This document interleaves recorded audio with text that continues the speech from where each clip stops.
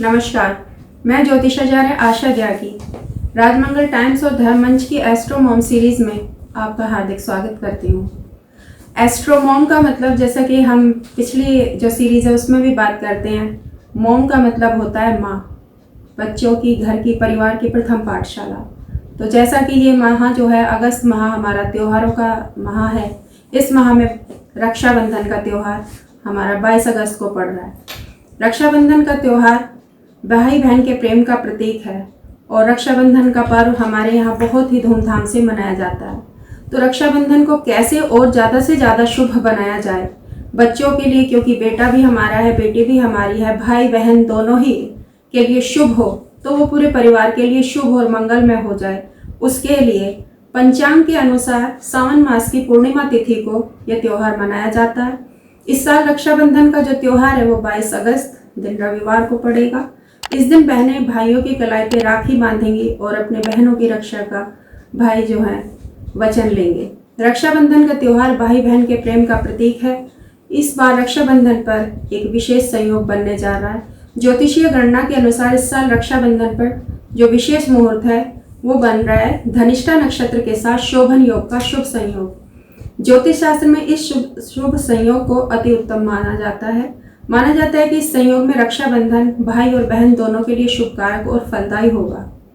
राखी बांधने का सही समय क्या है? क्योंकि हम जिस दिन रक्षाबंधन बांधते हैं उस दिन भद्रा तिथि जरूर पड़ती है, तो भद्रा तिथि को हमें थोड़ा सा अवॉइड करना पड़ता है कि भद्रा में जो तिथि है उसके दौरान हम राखी ना बांधें।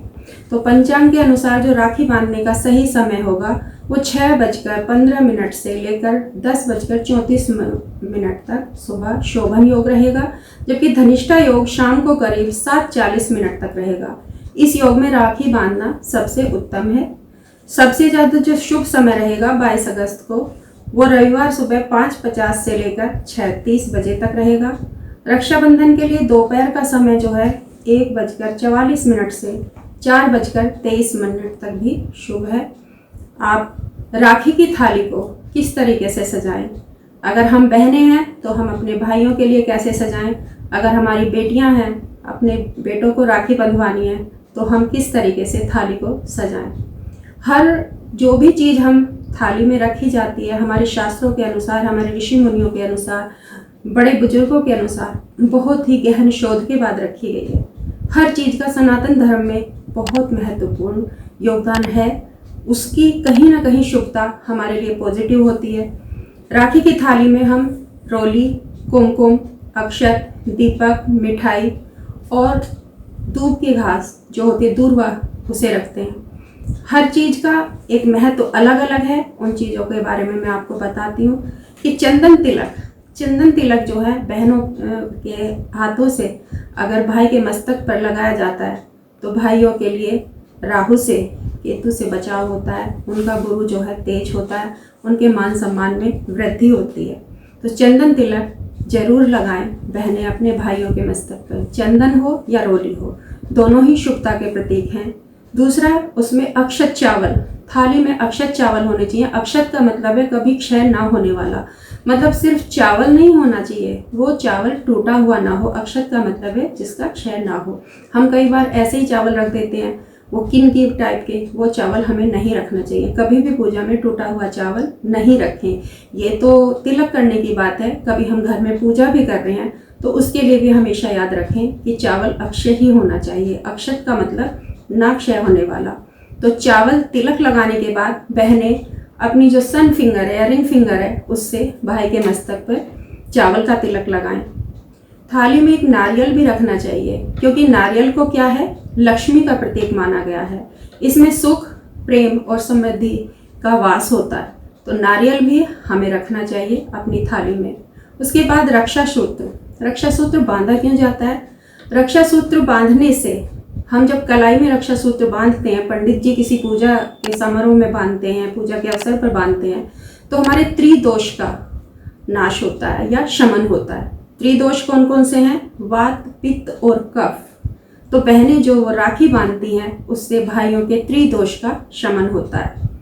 अगला है कि मिठाई क्यों खिलाई जाती है? मिष्ठान कोई भी हो, आजकल बाजार की मिठाइयाँ चल पड़ी हैं, लेकिन घर की बनाई हुई मिठाई का कुछ अलग ही स्वाद होता है।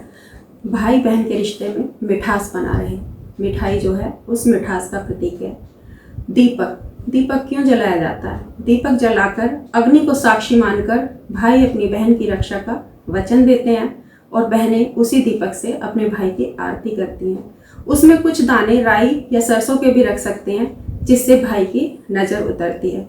उसके बाद पानी का एक तांबे में के जो छोटा सा कलश होता है उसे रखें। उसी कलश से हम तिलक के लिए जो है पानी का इस्तेमाल करें।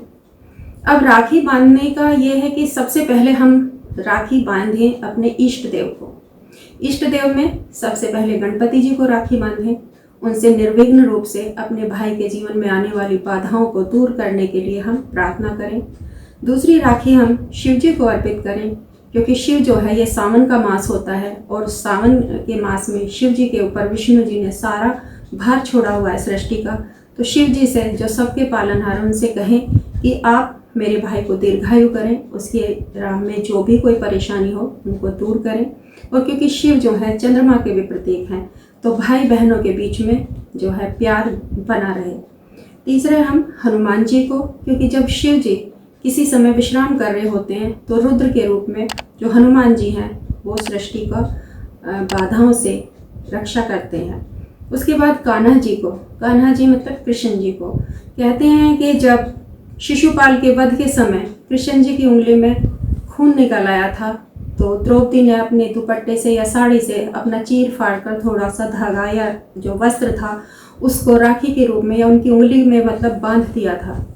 तो तभी श्री कृष्ण जी ने वचन दिया था द्रौपदी को कि बहन, जब तुझ पर मुश्किल आएगी मैं तेरे एक एक तार का या एक एक धागे का पूर्ण जो कर्ज है वो उतारूंगा।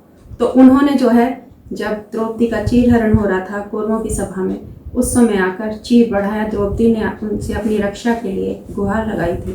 तो इसलिए कृष्ण जी को भी हमें रक्षा सूत्र बांधना चाहिए कि सभी बहनों को इसी तरीके से मान और सम्मान बनाए रखना। एक नाग देवता को भी हम राखी अर्पित करें तो बहुत ज़्यादा शुभ होगा। अब राखी बांधने का जो सही समय होगा वो 21 अगस्त से शाम को शुरू 7 बजे से सावन पूर्णिमा तिथि जो है वो स्टार्ट हो जाएगी। लेकिन सावन पूर्णिमा तिथि के समाप्त होने का समय है 22 अगस्त 21 को 5:31 तक। रक्षाबंधन जो अनुष्ठान का समय है वो 6:15 बजे से लेके शाम के 5:31 तक है। तो जो रक्षाबंधन के लिए दोपहर का मुहूर्त है, दोपहर बाद 1:42 से लेकर 4:18 तक, इस समय आप राखी बांध सकते हैं। रक्षाबंधन में मैंने पहले ही कहा था कि भद्रा का विचार अवश्य करें। भद्रा पूंछ जो है वो 22 अगस्त को 2:19 से लेके 3:27 तक रहेगी। इस बीच राखी बांधने का जो भी आपका वो है मुहूर्त, उसको थोड़ा सा आगे पीछे करें, इस बीच राखी ना बांधी जाए। रक्षाबंधन का जो मुख्य मुहूर्त है वो 22 अगस्त को सुबह 3:27 से 5:19 तक, तो इस बीच भी राखी ना बांधी जाए। कई बार बहनें सुबह सुबह भाइयों के राखी बांध के ससुराल जाना है, मायके जाना है, इस तरीके की रस्म निभाने के लिए, तो जल्दबाजी में भी अपने भाइयों की शुभता के लिए ये एक दिन है, तो उसमें शुभ समय का बहुत ध्यान रखें। रक्षाबंधन का जो भद्रा का अंत है वो 22 अगस्त को 6:15 सुबह है। उसके बाद आप राखी बांध सकते हैं। एक चीज़ और मैं बहुत जो अनिवार्य कहना चाहूँगी, ये भाई बहन के प्रेम का प्रतीक है। आज के समय में कोरोना को देखते हुए, सड़कों पर वाहन को देखते हुए, कई बार देखा है हमने कि रक्षाबंधन पे बहनें सड़कों पर होती हैं, भाई भूखे सड़कों पर होते हैं और वो एंजाइटी का शिकार हो जाते हैं। भूख के कारण उनको तबीयत खराब हो जाती है। मेरा मानना ये है कि भाई बहन अगर दूर भी कहीं बैठे हैं, उनके लिए शुभकामनाएं भेजें, उनके लिए राखी भेज सकते हैं। लेकिन ऐसी कोई मान्यता ना बनाए कि भाई को आना ही जरूरी है। 4 बहनें अकेला भाई कहाँ कहाँ जाएगा। भूख और प्यास की वजह से सड़कों पर ट्रैफिक भी बहुत ज़्यादा है, बीमारी का भी बाहर खतरा है। तो घर पर रहते हुए भी हम अपने भाइयों की शुभता के लिए कामना कर सकते हैं और भाई भी हमें वहीं से बैठकर वचन दे सकते हैं। जब हमारे वेबिनार हो सकते हैं, हमारे सेमिनार हो सकते हैं ऑनलाइन, तो क्या राखी के पर्व को हम नहीं इस तरीके से मना सकते। इसलिए मैं सभी भाई बहनों को दिल से हार्दिक शुभकामनाएं देते हुए रक्षाबंधन की हार्दिक शुभकामनाएं देती हूँ। अपने मंच की ओर से राजमंगल टाइम्स की ओर से नमस्कार, धन्यवाद।